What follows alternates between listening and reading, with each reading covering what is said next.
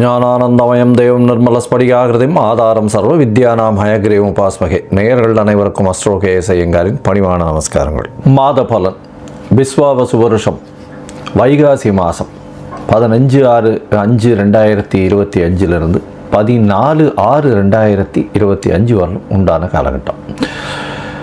இந்த மாதத்தை தமிழ் மாதத்தில் வைகாசி மாதம்னு சொல்லுவோம். பொதுவாகவே நம்ம மாத கிரகங்கள்னு சொல்லக்கூடிய சூரியன், செவ்வாய், புதன் மற்றும் சுக்கிரனுடைய மாற்றங்களை வச்சு சொல்லுவோம். நம்ம இந்த மாத கிரகங்கள், அதாவது சூரியனுடைய மாற்றங்கள் ஒரு ராசியிலிருந்து அடுத்த ராசிக்கு போகக்கூடிய காலகட்டத்தை சௌரமான மாதம்னு சொல்லுவோம். அந்த சௌரமான மாதத்தை கடைபிடிக்கக்கூடியவர்கள் நம்ம அதில் பார்த்தீங்கன்னா மேஷத்திலிருந்து ரிஷபத்திற்கு, அதாவது சித்திரையிலிருந்து வைகாசிக்கு 15/5/2025 அன்னைக்கு சூரியன் பெயர்ச்சி ஆகிடுறார். அதனால் மாத பெயர்ச்சி, மாதம் பிறக்கிறது.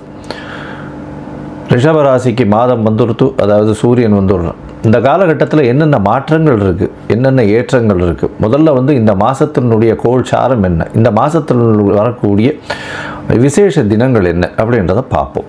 இந்த மாதத்தினுடைய கோள் சாரம் அப்படின்னு எடுத்தோம்னா, காலபுருஷ தத்துவத்தின் முதல் ராசியில் புதன், இரண்டாவது ராசியான ரிஷபத்தில் சூரியன், மூன்றாவது ராசி அப்படின்னு சொல்லக்கூடிய மிதுனத்தில் குரு பகவான் மாறிட்டார். அடுத்தது செவ்வாய் கடகத்தில் இருக்கார், நீச்சப்பட்டு போய் செவ்வாய் இருக்கார்.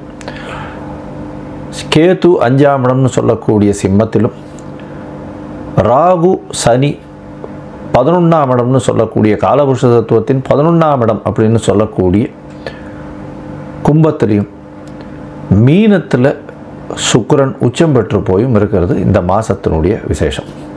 இந்த மாதத்தில் பார்த்தோம்னா எல்லா கிரகங்களும் ராகு கேத்துக்குள்ளே அடப்பட்டு போகிறது. இது ஒரு பெரிய விஷயத்தை நம்ம முக்கியமாக பார்க்கணும். ஒன்று. ரெண்டாவது விஷயம் பார்த்தேன்னா, கிரக மாளிகா யோகம்னு சொல்லக்கூடியது மாலை மாதிரி எல்லா கட்டங்களிலும், அதாவது கும்பத்திலிருந்து சிம்மம் வரலும் 6 கட்டங்களில், அதாவது 7 கட்டங்களில் பார்த்தீங்களேனா உங்களுக்கு கிரகங்கள் இருக்குது சுற்றி. சந்திரனை நம்ம எடுக்காமையே எல்லா கிரகங்களும் இருக்குது, மாத கிரகங்கள், வருட கிரகங்கள்லாம் இருக்குது. ஸோ இது ஒரு நல்ல ஏற்றத்தை கொடுக்கும். இப்போ இந்த மாதத்தினுடைய பலன்கள் என்னன்றதையும் பார்க்கலாம். இந்த மாதத்தில் வரக்கூடிய கோள் மாற்றங்கள் என்னென்ன இருக்குது அப்படின்றத பார்ப்போம். இந்த மாதத்தில் பார்த்தேன்னா புதன், அதாவது மாத கிரகத்தில் பார்த்தோன்னா புதன் அடுத்த நாளே 16ஆம் தேதியே 16/5/2025 அன்றைக்கே மேஷத்திலிருந்து ரிஷபத்துக்கு போயிடுறார். அதை தவிர இந்த மாத கடைசி அப்படின்னு சொல்லக்கூடியது 2/6/2025 middle of the Tamil month 2ஆம் தேதி 6ஆம் மாதத்து அன்றைக்கி ரிஷபத்திலிருந்து மிதுனத்துக்கு போயிடுறார். புதன் ஆட்சி பெற்று போகிறார். சுக்கிரன் இந்த மாதத்தில் மாற்றம் இருக்குது. சுக்கிரன் ஒரு 15 தேதி, அதாவது 31/5/2025 அன்றைக்கி பார்த்தோன்னா சுக்கிரன் மீனத்தில் உச்சம் பெற்ற சுக்கிரன் மேஷத்துக்கு மாறுறார். செவ்வாய் நீச்சத்தில் இருக்கார். இந்த மாதத்தினுடைய கடைசியில், அதாவது கிட்டத்தட்ட 8/6/2025 ஒரு வாரம் முன்னாடி கடகத்திலிருந்து சிம்மத்துக்கு போகிறார், கேத்துவோடு சம்பந்தப்படுறார். இதுதான் இந்த மாதத்தினுடைய மாற்றங்கள் கிரகத்தில்.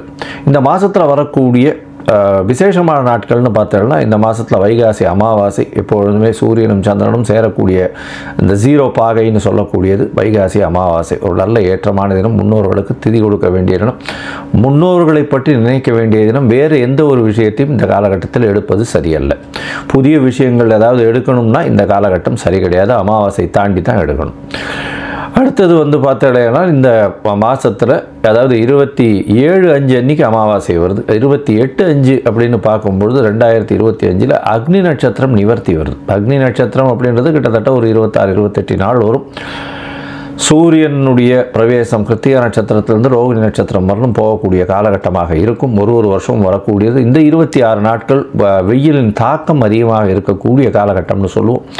இந்த காலகட்டத்தில் முகூர்த்தங்கள்லாம் வைக்கிறதில்ல, சுப முகூர்த்தங்கள்லாம் பொதுவாகவே வைக்கிறதில்ல. ஏன்னா அக்னி நட்சத்திர காலங்கள் எடுக்கிறது கிடையாது.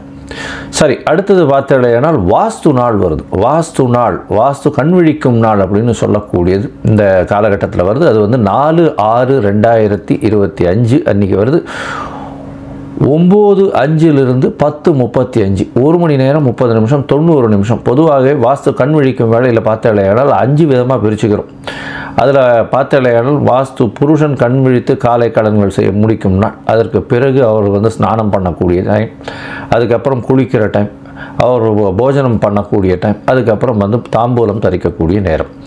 இது எல்லாமே 18 நிமிஷமாக பிரிச்சுடுறோம். இதில் கடைசியில் இந்த 10:35 மைனஸ் ஒரு 36 நிமிஷம் பார்த்தாலேயானால் 9:59 10:35 வரலாம் இருக்கக்கூடிய நேரத்தில் இந்த வாஸ்து, அதாவது தாம்பூலம் தரிக்கும் நேரமும் சாப்பிடும் நேரத்திலையும் இந்த வாஸ்து ஏதாவது ஒரு புதிய வீடு கட்டணும், கன்ஸ்ட்ரக்ஷன் பண்ணணும், பெருசாக வாசக்கால் வைக்கணும், அதோட நிலம் பதிவு பண்ணணும், இந்த மாதிரியான விஷயங்கள் பண்ணீர்களே ஆனால் கண்டிப்பாக உங்களுக்கு ஏற்றத்தை கொடுக்கும். அந்த ஆரம்பிக்கிற ப்ராஜெக்ட் நல்லபடியாக முடியக்கூடிய வாய்ப்புகள் உண்டு.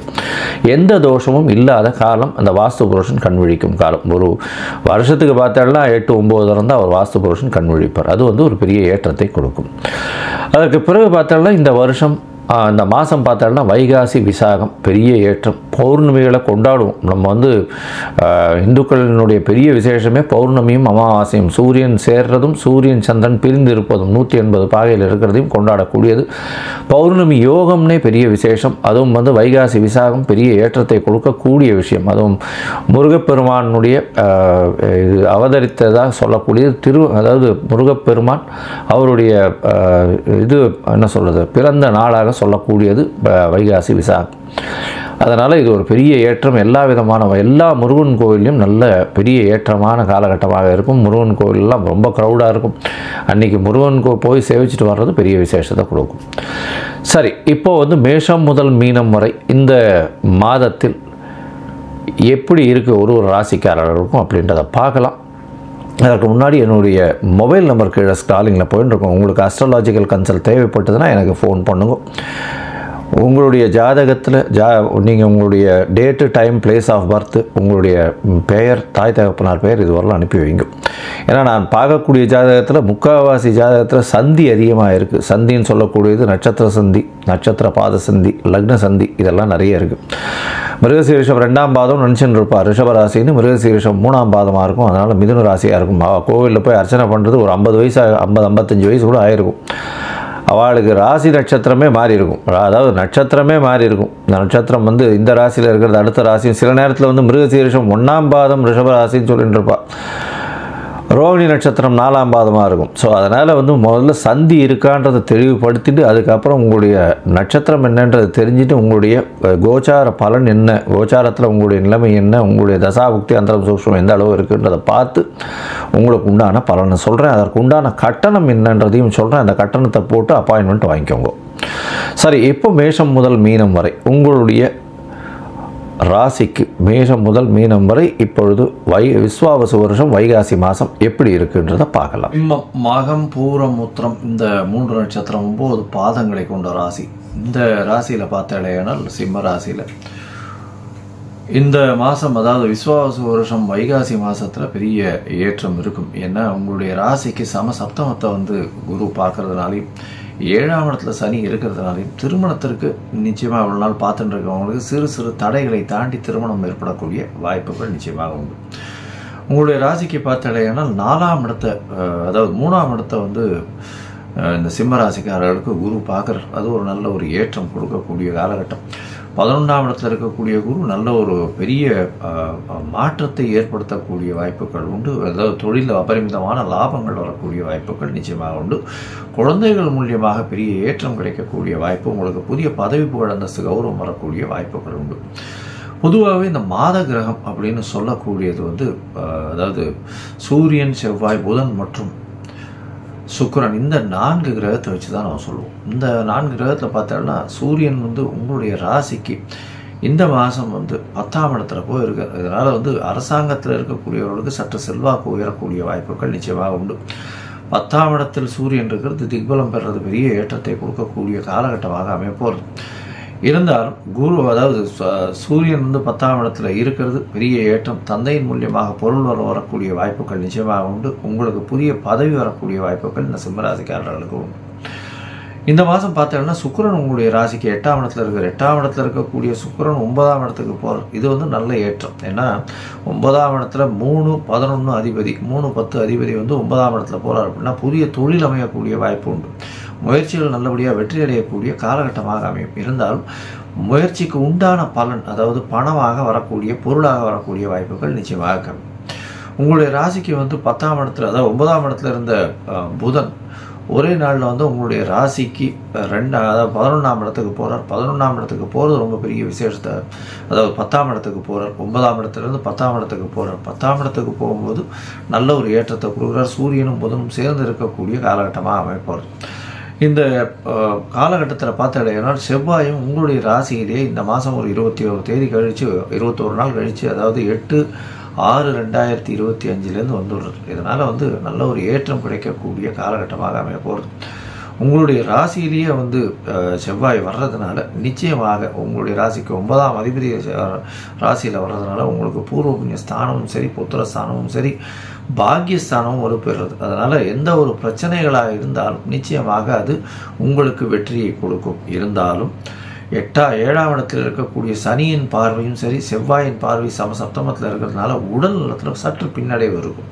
ஜாகிரதையாக இருக்கிறது நல்லது. எதிர்பாலனத்தவரை நம்ப வேண்டாம். அதை தவிர வந்து உங்களுடைய நண்பர்களிடம் ரொம்ப ஜாகிரதையாக இருக்கிறது நல்லது. மொத்தத்தில் பார்த்தீங்கன்னா இந்த சிம்மராசிக்காரர்களுக்கு வந்து புதிய வேலை கிடைக்கும், தொழிலில் பெரிய அபிவிருத்தி இருக்கக்கூடிய காலகட்டம். உடல் நலத்தில் சற்று கவனமாக இருக்கிறது ரொம்ப நல்லது. கேதுவும் இருக்கிற இந்த வாட்டி செவ்வாயம் வந்துடுறதுனால உடல் நலத்தில் ஜாகிரதையாக இருக்கிறது நல்லது. எதிர்பாலனத்தவரை நம்ப வேண்டாம். அதை தவிர வந்து போட்டிகளெல்லாம் வந்து கொஞ்சம் ஜாகிரதையாக இருக்கிறது நல்லது. மறைந்த இடத்துலேருந்து திடீர் பணவரம் வரக்கூடிய வாய்ப்புகள் நிச்சயமாக உண்டு. திருமண பாக்கியம் வரக்கூடிய வாய்ப்புகள் கண்டிப்பாக இருக்கும். முயற்சிகள் வெற்றி பெறும். குழந்தை பிராப்தி ஏற்படக்கூடிய காலகட்டமாக அமையும். அதோட வந்து வெளிநாடு வெளியூர் போகக்கூடிய வாய்ப்புகள் நிச்சயமாக இருக்கும். போட்டித் தேர்வில் சற்று மந்தமான நிலை இருக்கக்கூடிய காலகட்டமாக இருக்கும். மொத்தத்தில் இந்த காலகட்டத்தில் வந்து உங்களுக்கு சந்திராஷ்டம காலம் வரும். முயற்சிகள்லாம் கைகூடினாலும் சந்திராஷ்டம காலம் வரும். சந்திராஷ்டம காலம்னு சொல்கிறது 22ஆம் தேதியிலிருந்து 22/5 25/5 வரலும் இருக்கக்கூடிய 24/5/2025 வரலும் இருக்கக்கூடிய நாட்களாக இருக்கும். இந்த காலகட்டத்தில் புதிய முயற்சி வேண்டாம். வெளியூர் வெளிமாநில பிரயாணம் வேண்டாம். ஜாகிரதையாக இருக்கிறது ரொம்பவும் நல்லது. இந்த சிம்மராசிக்காரர்கள், அதுவும் வந்து அரசாங்கம் சம்பந்தப்பட்ட வேலைகள் செய்பவர்கள், அதை தவிர வந்து அரசியல்வாதிகள், இவர்களுக்கெல்லாம் நல்ல ஏற்றம் இருக்கும். அதை தவிர பார்த்தீங்கன்னா ஹெச்ஆரில் இருக்கிறவங்க, ஆர்கனைசேஷனுடைய அட்மினிஸ்ட்ரேட்டிவாக இருக்கிறவங்களுக்கெல்லாம் நல்ல ஒரு ஏற்றமும் மாற்றமும் இருக்கக்கூடிய காலகட்டம். இந்த சிம்மராசிக்காரர்கள் அருகில் இருக்கக்கூடிய திருச்செந்தூர் முருகனை போய் ஒரு தடவை வழிபட்டுவாங்க. ஏன்னா செவ்வாயும் உடல் நலத்தை பாதுகாக்கணும். அதை தவிர வந்து கேதுவும் வந்து உங்கள் ராசியிலேயே வரும். திருச்செந்தூர் முருகனை போய் வழிபட்டு வர்றதன் மூலியமாக நல்ல ஒரு ஏற்றம் வரும். அதை தவிர தோரம்பருப்பு தானம் போடுவோம். நல்ல ஒரு ஏற்றமும் மாற்றமும் உங்கள் வாழ்வில் வரும்.